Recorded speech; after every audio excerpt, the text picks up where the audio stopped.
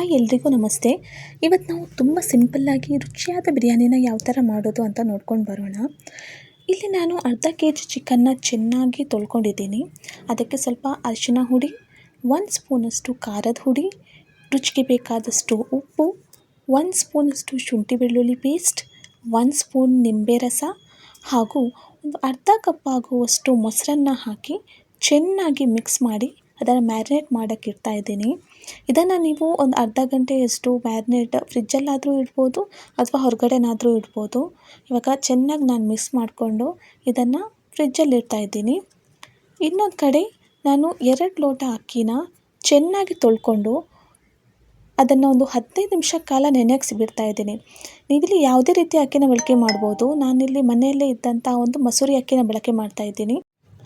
ಇವಾಗ ಬಿರಿಯಾನಿ ಮಸಾಲ ಮಾಡೋದಕ್ಕೆ ನಾನು 1 ಟೇಬಲ್ ಸ್ಪೂನಷ್ಟು ಸೋಂಪು, ಹೂವು, ನಕ್ಷತ್ರ ಹೂವು, ಒಂದು 4 ರಿಂದ 5 ಲವಂಗ, ಹಾಗೆ ಒಂದು ಮರಾಠಿ ಮೊಗ್ಗು,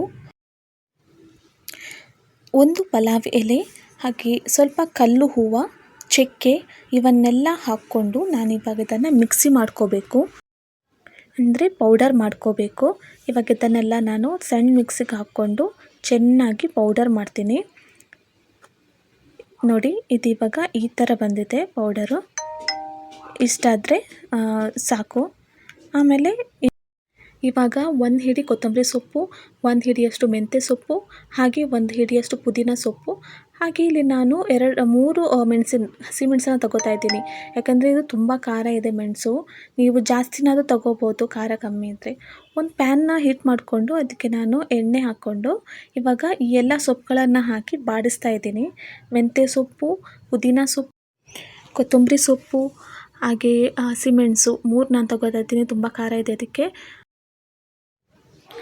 ಇದನ್ನು ಈ ಎಣ್ಣೆಯಲ್ಲಿ ಚೆನ್ನಾಗಿ ಫ್ರೈ ಮಾಡಬೇಕು. ಇವಾಗ ನೋಡಿ, ಇದು ಈ ಥರ ಆಗಿದೆ. ಇದನ್ನು ನಾನು ಮಿಕ್ಸಿ ಮಾಡ್ಕೊತಾ ಇದ್ದೀನಿ. ಒಂದು ಮಿಕ್ಸಿ ಜಾರ್ಗೆ ಎಲ್ಲ ಹಾಕ್ಕೊಂಡು ಸ್ವಲ್ಪ ನೀರು ಹಾಕ್ಕೊಂಡು ಇದನ್ನು ಒಂದು ಪೇಸ್ಟ್ ಥರ ಮಾಡ್ಕೋಬೇಕು. ಜಾಸ್ತಿ ನೀರು ಹಾಕ್ಕೋಬೇಡಿ. ನೋಡಿ, ಈ ಥರ ಪೇಸ್ಟ್ ಆಗಬೇಕು ಇದು. ನಾನಿವತ್ತು ಕುಕ್ಕರ್ನಲ್ಲಿ ಬಿರಿಯಾನಿ ಮಾಡ್ತಾ ಇದ್ದೀನಿ. ಅದಕ್ಕೆ ಒಂದು ಕುಕ್ಕರ್ಗೆ ಎಣ್ಣೆ ಹಾಕ್ಕೊಂಡು ಒಂದು 3 ಪೀಸ್ ಆಗೋಷ್ಟು ಚಕ್ಕೆ, 2 ಏಲಕ್ಕಿ, 3 ರಿಂದ 4 ಲವಂಗ, ಒಂದು ಪಲಾವ್ ಎಲೆನ ತುಂಡು ಮಾಡ್ಕೊಂಡು ಹಾಕ್ತಾಯಿದ್ದೀನಿ. ಹಾಗೆ ಸ್ವಲ್ಪ ಶಾಜೀರ ಬೇಕಾದರೆ ನೀವು ಸ್ಕಿಪ್ ಮಾಡ್ಬೋದು, ಹಾಕಲೇಬೇಕಂತ ಇಲ್ಲ. ನಿಮ್ಮ ಮನೇಲಿ ಶಾಜೀರ ಇದ್ದರೆ ಹಾಕ್ಕೋಬೋದು. ನಾನಿಲ್ಲಿ ಒಂದು ಸ್ವಲ್ಪ ಶಾಜೀರ ಹಾಕ್ಕೊಳ್ತಾ ಇದ್ದೀನಿ. ಹಾಗೆ ಸ್ವಲ್ಪ ಕಸೂರಿ ಮೆಂತಿ ಹಾಕ್ಕೊಂಡು ಫ್ರೈ ಮಾಡ್ಕೊತಾ ಇದ್ದೀನಿ. 2 ದೊಡ್ಡ ಸೈಡ್ ಈರುಳ್ಳಿನ ನಾನು ಚೆನ್ನಾಗಿ ಕಟ್ ಮಾಡಿಕೊಂಡು ಇದಕ್ಕೆ ಸೇರಿಸ್ತಾ ಇದ್ದೀನಿ. ನೀವು ಬೇಕಾದರೆ ಸಣ್ಣ ಮೀಡಿಯಮ್ ಸೈಜ್ ಅಂದರೆ ನೀವು 3 ರಿಂದ 4 ಬೇಕಾ ತೊಗೋಬೋದು. ನಾನಿಲ್ಲಿ 2 ಗ್ಲಾಸ್ ಅಕ್ಕಿ ತೊಗೊಂಡಿರೋದ್ರಿಂದ ಸ್ವಲ್ಪ 2 ಈರುಳ್ಳಿ ತೊಗೊಳ್ತಾ ಇದ್ದೀನಿ. ಅಂದರೆ ದೊಡ್ಡ ಸೈಜ್ ಈರುಳ್ಳಿನ ತೊಗೊಂಡಿದ್ದೀನಿ. ಇದು ಚೆನ್ನಾಗಿ ಫ್ರೈ ಆಗಬೇಕು. ಇದು ಬ್ರೌನ್ ಕಲರ್ ಬರುವಾಗ, ನಸು ಕಂದು ಬಣ್ಣಕ್ಕೆ ಬರುವಾಗ ಇದಕ್ಕೆ ನಾವು ಶುಂಠಿ ಬೆಳ್ಳುಳ್ಳಿ ಪೇಸ್ಟನ್ನು ಹಾಕ್ಕೊಳ್ಳೋಣ. ನಾನು ಆವಾಗಲೇ ಮ್ಯಾರಿನೇಟ್ಗೆ 1 ಸ್ಪೂನ್ ಹಾಕಿದ್ದೀನಿ. ಇದಕ್ಕೆ 1 ಸ್ಪೂನ್ ಇವಾಗ ಶುಂಠಿ ಬೆಳ್ಳುಳ್ಳಿ ಪೇಸ್ಟ್ ಹಾಕ್ತಾಯಿದ್ದೀನಿ. ಶುಂಠಿ ಬೆಳ್ಳುಳ್ಳಿ ಪೇಸ್ಟ್ನ ಹಸಿ ವಾಸನೆ ಹೋಗೋ ತನಕ ಚೆನ್ನಾಗಿ ಹುರ್ಕೊಂಡು ಆಮೇಲೆ ಒಂದು ದೊಡ್ಡ ಸೈಜ್ ಟೊಮೆಟೊನ ಕಟ್ ಮಾಡ್ಕೊಂಡು ಹಾಕ್ತಾಯಿದ್ದೀನಿ. ನೀವು ಬೇಕಾದರೆ ಸಣ್ಣ ಸೈಜ್ ಇದ್ದರೆ 2 ಬೇಕಾದರೂ ತಗೋಬೋದು. ಹಾಗೆ ನೀವು ಹಾಕ್ಕೊಳ್ಳೋ ಅಕ್ಕಿಗೆ ಅನುಗುಣವಾಗಿ ನೀವು ಜಾಸ್ತಿ ಕಡಿಮೆ ಮಾಡ್ಕೋಬೋದು. ಇದು ಒಂದು ಹಂತಕ್ಕೆ ಫ್ರೈ ಆಗುವಾಗ ನಾನು ಇವಾಗ ಮ್ಯಾರಿನೇಟ್ ಮಾಡ್ಕೊಂಡಿಟ್ಟಿರೋ ಅಂಥ ಚಿಕನ್ನ ನಾನು ಹಾಕ್ತಾಯಿದ್ದೀನಿ. ಇದು ಆಲ್ಮೋಸ್ಟ್ ಒಂದು 1 ಗಂಟೆ, ಅರ್ಧ ಗಂಟೆಯಿಂದ 1 ಗಂಟೆ ತನಕ ನೆನ್ಕೊಂಡಿದೆ. ನೀವು ಅರ್ಧ ಗಂಟೆ ಬೇಕಾದರೂ ಇಡ್ಬೋದು. ಇದನ್ನು ಈ ಎಣ್ಣೆಯಲ್ಲಿ ಚೆನ್ನಾಗಿ ಮಿಕ್ಸ್ ಮಾಡ್ಕೊಳ್ಳೋಣ. ಇದು ಎಣ್ಣೆಯಲ್ಲಿ ಸ್ವಲ್ಪ ಫ್ರೈ ಆಗಬೇಕು. ಚೆನ್ನಾಗಿ ಮಿಕ್ಸ್ ಮಾಡಿಕೊಂಡು ನಾನಿವಾಗ ಇದನ್ನು ಮುಚ್ಚಳ ಮುಚ್ಚಿಬಿಟ್ಟು ಒಂದು 5 ನಿಮಿಷ ಕಾಲ ನಾನು ಹಾಗೆ ಬಿಡ್ತಾ ಇದ್ದೀನಿ. ಅದು ನೀರು ಬಿಡುತ್ತೆ. ಇವಾಗ ನೋಡಿ, ಇದು 5 ನಿಮಿಷದ ಮೇಲೆ ಚೆನ್ನಾಗಿ ನೀರು ಬಿಟ್ಕೊಂಡಿದೆ.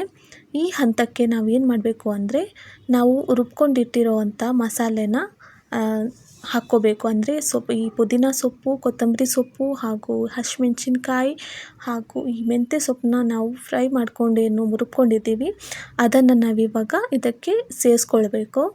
ಇದೆಲ್ಲ ನಾನು ಸೇರಿಸ್ಕೊಂಡು ಇನ್ನೊಂದು ಮಿಕ್ಸ್ ಕೊಡ್ತಾಯಿದ್ದೀನಿ. ಇದನ್ನು ಚೆನ್ನಾಗಿ ಈ ಥರ ಮಿಕ್ಸ್ ಮಾಡಿಕೊಂಡು ನೋಡಿ ಇವಾಗ ಕಲರ್ ಎಷ್ಟು ಚೆನ್ನಾಗಿ ಬಂದಿದೆ. ಗ್ರೀನ್ ಥರ ಆಗಿದೆ. ನಾವು ಮೆಂತ್ಯ ಸೊಪ್ಪನ್ನ ಹಾಕಿರೋದ್ರಿಂದ ಈ ಥರ ಗ್ರೀನ್ ಕಲರ್ ಬರ್ತಾ ಇದೆ ನೋಡಿ.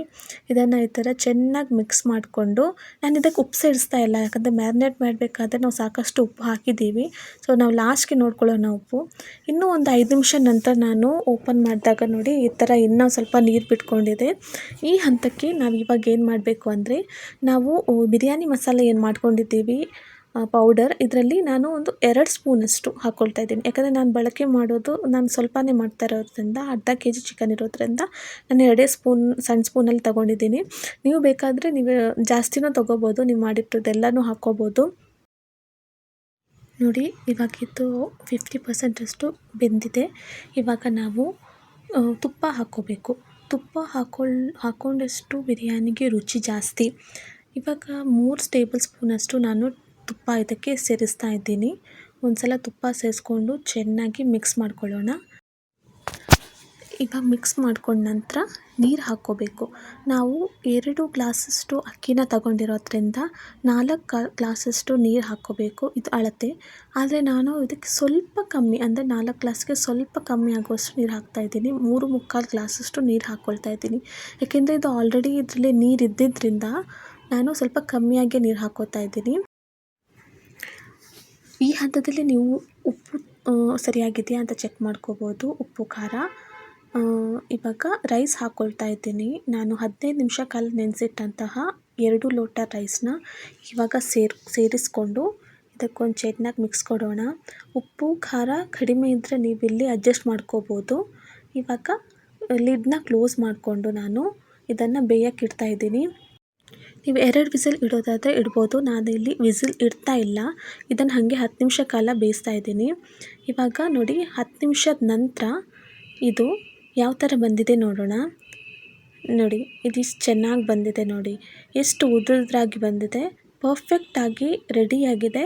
ನೋಡಿ ಇವಾಗ ಚೆಕ್ ಮಾಡ್ತಾ ಇದ್ದೀನಿ. ನೋಡಿ ಯಾವುದೇ ರೀತಿ ನೀರು ಹೆಚ್ಚಾಗಿಲ್ಲ, ಎಲ್ಲ ಕರೆಕ್ಟಾಗಿ ಪರ್ಫೆಕ್ಟಾಗಿ ಬಂದಿದೆ. ನೋಡಿ ಕಲರ್ ಬೇರೆ ಚೆನ್ನಾಗಿದೆ. ನೋಡಿ ಈ ಥರ ಬಿರಿಯಾನಿನ ನಾವು ಸಿಂಪಲ್ಲಾಗಿ ಮನೆಯಲ್ಲಿ ಕುಕ್ಕರ್ನಲ್ಲಿ ಮಾಡ್ಕೋಬೋದು. ಇದು ಯಾವುದೇ ಹೋಟೆಲ್ದು ಯಾವುದೇ ಬಿರಿಯಾನಿಗೂ ಏನು ಕಮ್ಮಿ ಇಲ್ಲ, ಅಷ್ಟು ಟೇಸ್ಟಾಗಿ ಬರುತ್ತೆ. ನೋಡಿ ಎಷ್ಟು ಉದ್ರಾಗಿ ಬಂದಿದೆ, ನೀವೇ ನೋಡ್ಬೋದು. ಯಾವುದೇ ಬಾಸ್ಮತಿ ಅಕ್ಕಿನ ನಾನು ಬಳಕೆ ಮಾಡಿಲ್ಲ, ಅಥವಾ ಜೀರಾ ರೈಸ್ ಬಳಕೆ ಮಾಡ್ಬೋದು, ಅದನ್ನು ನಾನು ಬಳಕೆ ಮಾಡಿಲ್ಲ.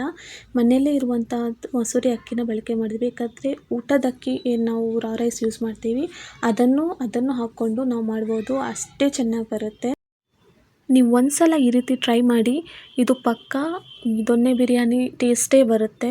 ದೊನ್ನೆ ಬಿರಿಯಾನಿ ಇರ್ಬೋದು, ಅಥವಾ ಈ ಥರ ನಾವು ಏನು ಅಂಗಡಿಗಳಲ್ಲಿ ಹೋಟೆಲ್ಗಳಲ್ಲಿ ನಾವು ತಗೊಂಬಂದು ತಿಂತೀವಿ ಬಿರಿಯಾನಿ, ಸೇಮ್ ಅದೇ ಥರ ಟೇಸ್ಟ್ ಬರುತ್ತೆ. ಒಂದು ಸಲ ನೀವು ಮನೇಲಿ ಟ್ರೈ ಮಾಡಿ ನೋಡಿ, ಆಮೇಲೆ ನೀವು ಪಕ್ಕಾ ಇದನ್ನು ಮಾಡೇ ಮಾಡ್ತೀರಾ. ಒಂದು ವಾರಕ್ಕೆ ಒಂದು ಸಲನಾದರೂ ಖಂಡಿತ ಮಾಡೇ ಮಾಡ್ತೀರಾ. ನೋಡಿ ಇವಾಗ ಇದನ್ನು ನಾನು ಪ್ಲೇಟಲ್ಲಿ ಸರ್ವ್ ಮಾಡಿದ್ದೇನೆ, ಒಂದು ರಾಯ್ತ ಜೊತೆ. ನೋಡಿ ಯಾವ ಥರ ಸ್ಟ್ರಕ್ಚರ್ ಇದೆ ನೋಡಿ, ನೀವೇ ನೋಡ್ಬೋದು. ತಿನ್ನೋಕ್ಕೂ ಅಷ್ಟೇ ಟೇಸ್ಟಾಗಿರುತ್ತೆ.